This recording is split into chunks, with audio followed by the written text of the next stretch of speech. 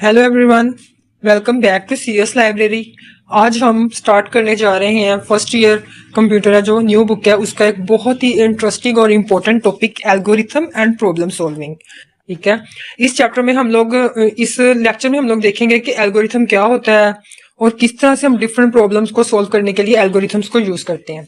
ठीक है, तो सबसे पहले हम लोग देखेंगे कि बेसिकली एल्गोरिथम क्या होता है।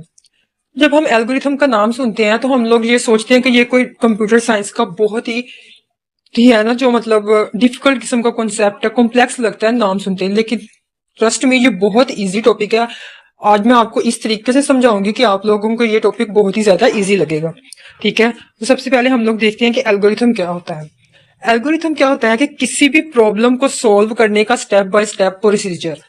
मतलब अगर कोई हमारे पास प्रॉब्लम है तो उसको अगर हम स्टेप बाय स्टेप सोल्व करते हैं तो उन स्टेप्स को बोलते हैं एल्गोरिथम।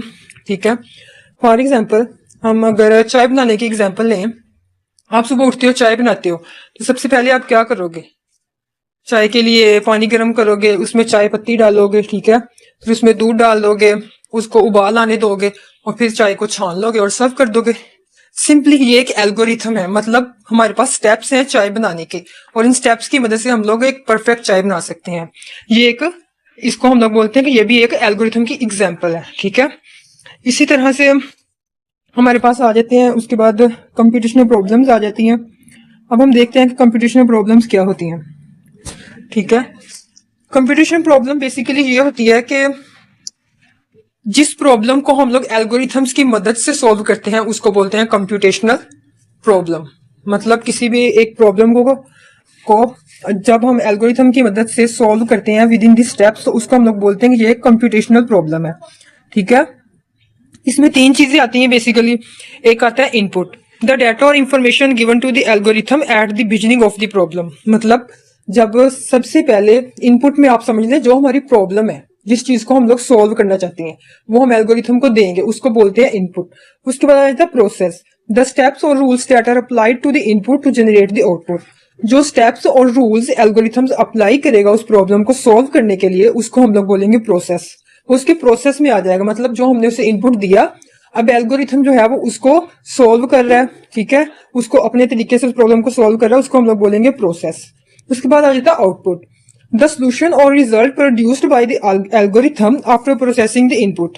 ठीक है, आउटपुट हम लोग किस चीज को बोलते हैं कि प्रोसेसिंग के बाद जो एल्गोरिथम हमें रिजल्ट देगा उसको हम लोग बोलते हैं आउटपुट।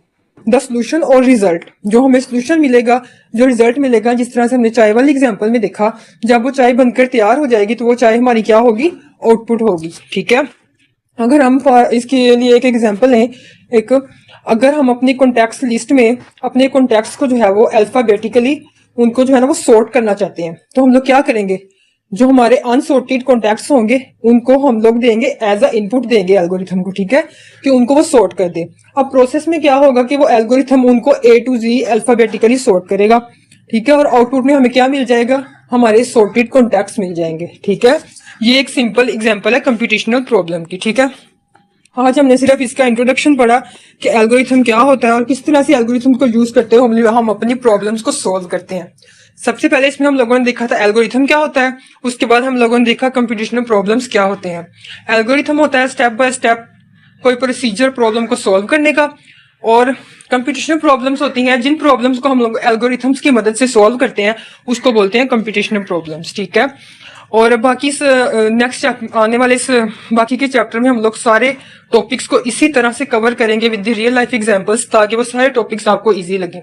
ठीक है, अगर ये आपको वीडियो अच्छी लगी हो तो चैनल को लाइक, शेयर और सब्सक्राइब करना मत भूलिए। Keep learning, keep growing. Thank you.